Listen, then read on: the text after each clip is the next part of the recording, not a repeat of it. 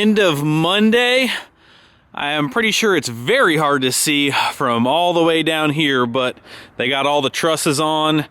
They do not have all of the bracing finished up underneath or on top here for the roof, but they said that they are going to wrap that up tomorrow and then possibly even get some of the roof on by the end of tomorrow. Man, it was, maybe you can see the tree moving a little bit now. It was super windy today. Definitely not ideal conditions for hanging up that high, but they got through it. They got it done, and it looks incredible, man. It is really starting to take shape.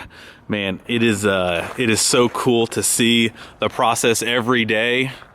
You guys get the sped up version, but man, oh man, it just every day feels different.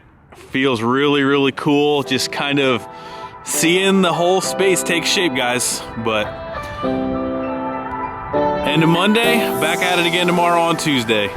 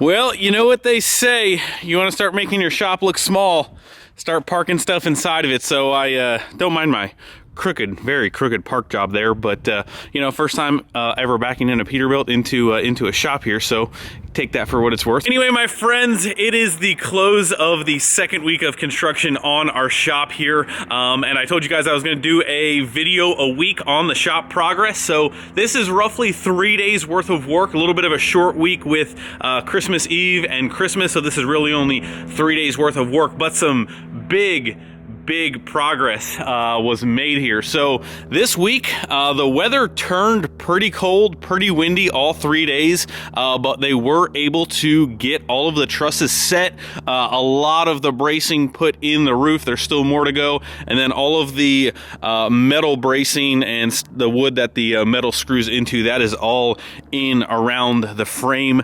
They were not able to complete both sides of the roof just because the wind started picking up, and those are all one piece steel, so that gets a little dangerous that high up, and being that windy, we don't want anyone to get hurt, so they kind of decided to stop right there and then pick up the roof probably this upcoming week. So this is where they're at. They also got they shot the base right here, the level.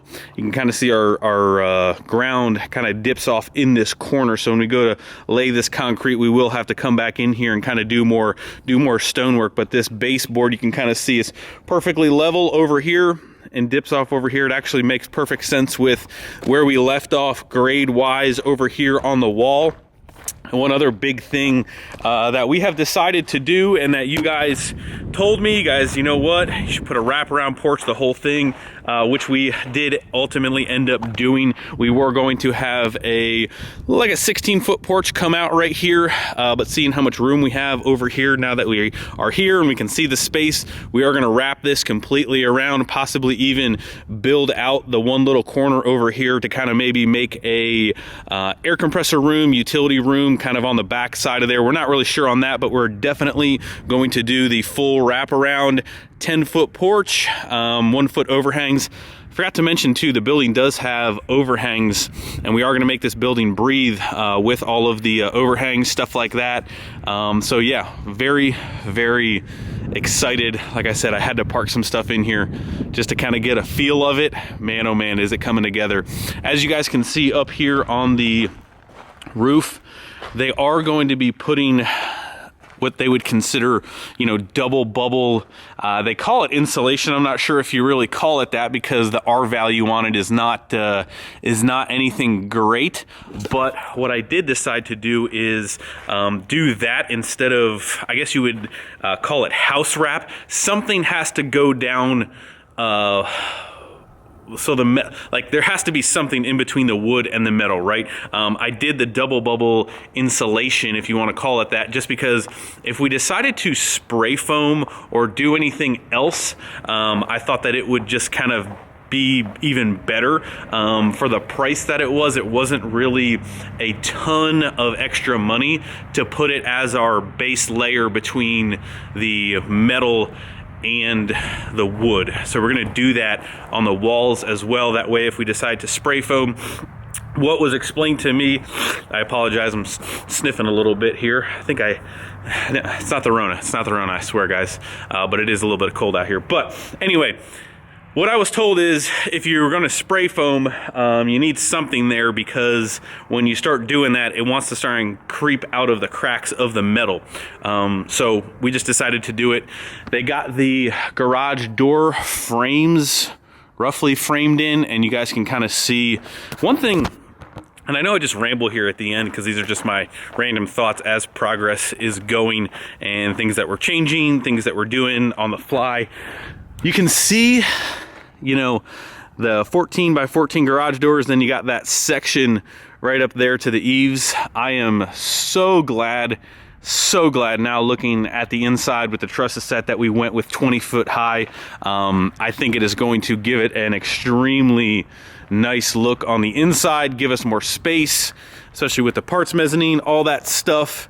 And also, what I'm really happy about is with the 14-foot garage doors, we can then run a high track garage door, and we can get that garage door up pretty high. We don't need to kind of run it low. It'll be up out of the way. I know you guys can't see anything the way the sun is coming in here right now, but run the high track garage doors with the openers.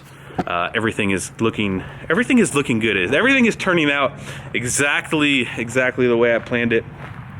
Wasn't really planning on the wraparound porch, but I think it will give the building an extremely nice look and give us a couple features of parking stuff underneath it. Now, the one thing the one thing that we were really debating and going back and forth with on the posts on the porch, right? So I'm gonna try to explain this to you guys.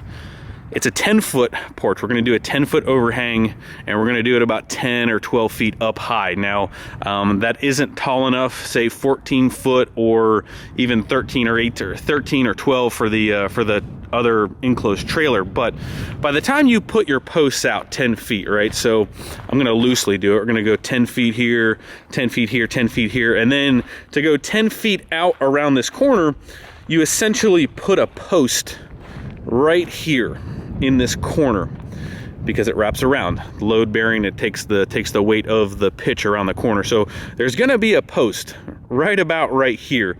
Now, to back a trailer or anything besides a truck, now that is going to be very difficult with the way the edge of this building is, if that makes sense. That's what I'm trying to get across the point. It's going to be a little bit of a challenge to park a 48-foot trailer with those posts in the way. Now, I'm kind of just deciding to do the porch regardless. If we can just park a truck, a small trailer, or anything underneath it, it's just nice to have. But I don't know if we are essentially going to be able to use that for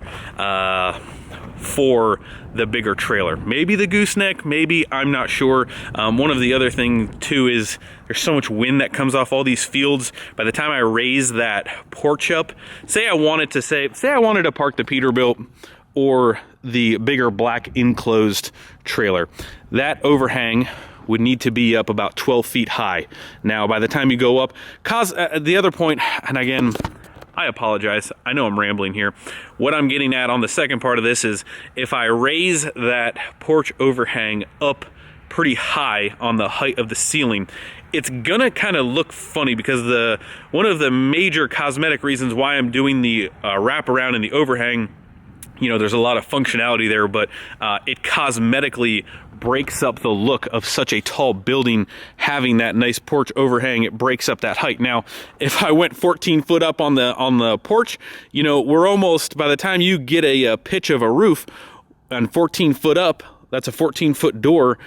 It just kind of would look a little goofy. So we're gonna drop it down to a little bit taller than normal. But again, that kind of X's out potentially putting the black enclosed trailer underneath there. So take that for what it's worth. Give me your opinion on that. I would love to have the black enclosed in there, covered up, but I just don't see it happening with the space that we're working with right here. So imagine a post being out right here.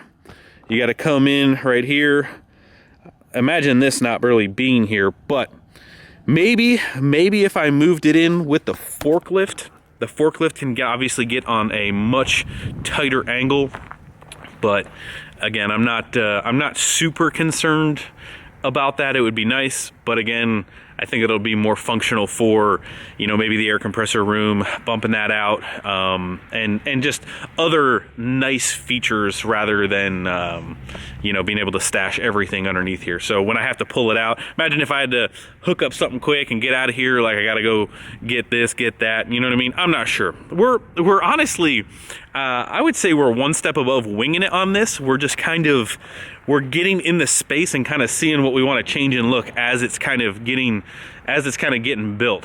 So we're making some on the seat changes, but that's okay. Now is the time to do it. And I think that was my big reason about the wraparound porches. I'm not, you know, 100% sold that I really may have wanted to spend that kind of money, but if I don't do it now, it'll potentially, one, never get done. Number two, cost way more money, because then you got to take the metal off, take the insulation off. Whatever we did for insulation on the inside, that might affect that. So now is the time to do it, if I'm gonna do it. So we're gonna do it. So yeah, I think that's pretty much it. But anyway, next week should be another big week. Hopefully the rain stays away. The temperature should be up, and they will go ahead and start really completing a lot of the metal and all the soffit, all the trim, all of that stuff. It should really, it's unfortunate because I'll be away most of next week, excuse me. So I'm gonna have Michael try and set up some cameras and do some time-lapse stuff. But as far as me being here, unfortunately, I don't know if that's gonna happen. But here she is, guys. What do you guys think? Stop making fun of me about my crooked park job, would you? So we've got 2 vehicles in here. Shop's already looking small. That's okay. Ooh, man, loving it. I am, call it McDonald's, man. I'm loving it. I think that's McDonald's, right? But yeah, that's pretty much it. I think we have, here's one thing. I'm gonna open up this conversation and let's just have a friendly discussion, because there's a ton of people about radiant heated floors. And I spent the majority of this week talking to people. One gentleman reached out to me. I forget your name. I apologize. He just built a similar building. It was a 60 by 80, 18-foot ceilings. He lives a little bit more north of me, and he just put in radiant heat. He's on propane gas. That's what we use here. I don't have natural gas. So let me just spit this information out to you and see if this makes sense to you guys. Again, this is, and it kind of falls back on some money here. So we live a little bit further in the south, right? So the humidity and the air conditioning part of this building is a little bit more important to me, I think, than heat. Now, heat is huge to most people who are putting up shops, right? You cannot go without heat. Most people don't even consider putting air conditioning in their shop. So if you don't have air or understand the air part of that, that's a big thing. There's no disputing, and there's zero disputing, that radiant heated floors are, for comfort and nice, the nicest thing out there. 100%. Now, if you don't want to put air in your shop and you're just talking about heat, just comparing heat to heat, I'd be putting radiant heated floors in the shop. No questions asked. The money is, a little bit more. Obviously, it's more. But it's not that bad if you're just doing heat. Now, when you stack air conditioning on top of that, and you're already going to be spending the money on air,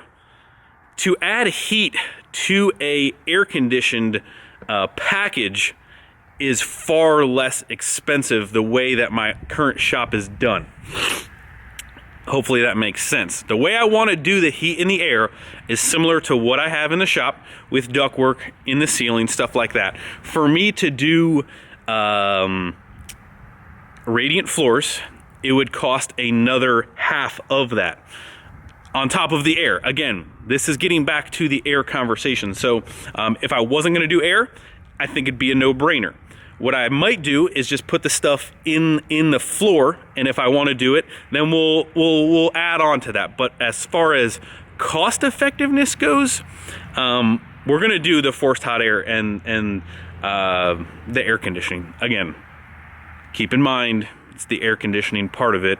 I don't want to spend 1.5 times what I have to when I can have good heat and good air for this, and then I'd have to go another times half of that to get the radiant part of it as well. It's not, once if I cut the heat off the AC part and I just do that, it doesn't equal up to be the same. Now, again, the gentleman that I talked to, here's another big thing. And again, this is, I feel like these conversations are more of like, where do you live, and the climate of where you live, and the cost of how you're going to be fueling this. So the gentleman that put radiant heat in his shop, same size, roughly 2 foot different ceilings, he goes through, and he's had it for a little while, he goes through, and again, he has spray foam in the walls. So his building is very nice. It's very insulated. I would say it's very efficient building. He is going through 200 gallons of propane a month. He is less than $1 a gallon of propane. We are double, if not a little bit more than that here.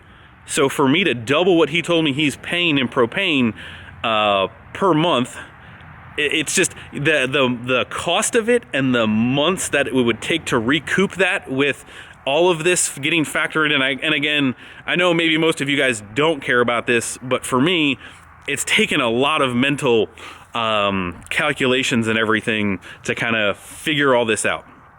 So the heating source that I have in this shop right here, which again, my ceilings are vaulted, so you can't take away that this is a 1,800 square foot shop.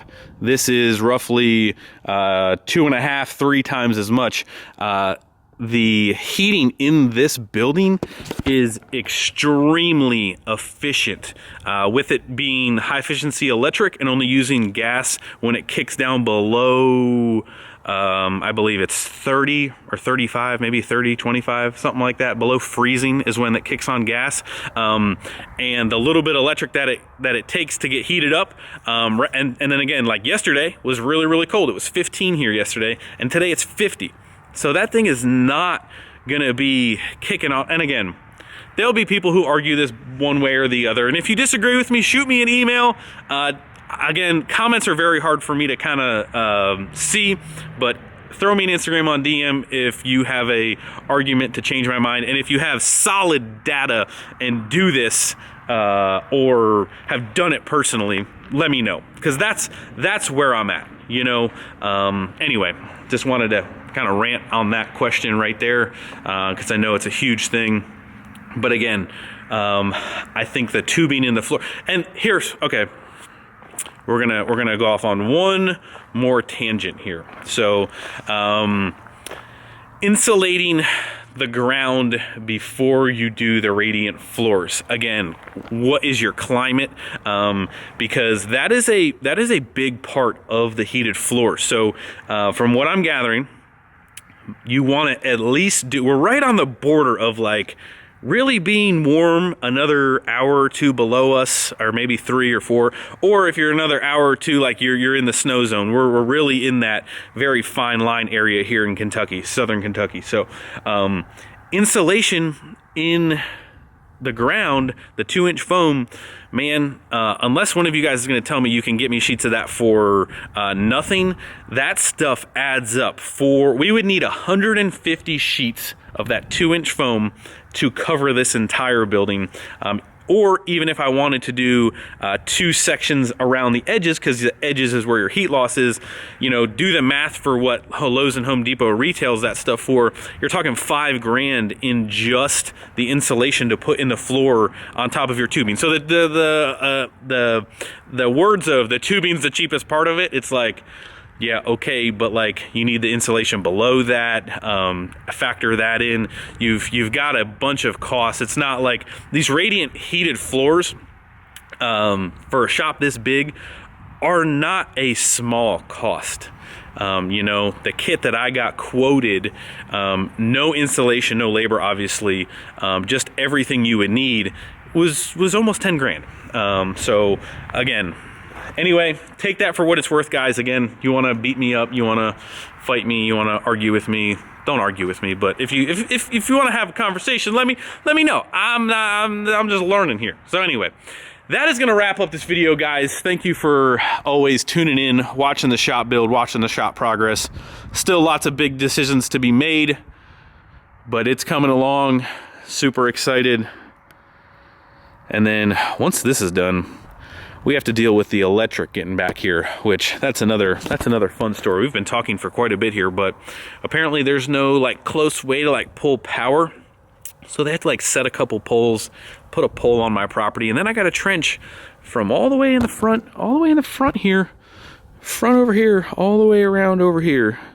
So that should be fun. Anybody want to come do that trench for me? That would be wonderful. I think it's got to be like 4 foot deep. Probably gonna put the electric in there. He said we could put water in the same thing. It's just got to be kind of far apart from each other. So, oh, it should be an interesting time. Anyway, the building, you know, the building is not really the hard part. It's everything else around it. So, but anyway, I'm super pumped. So excited. Thank you guys for watching. Hit the like button before you leave. Subscribe if you have not already. I'll see you guys in the next video. See ya. Bye.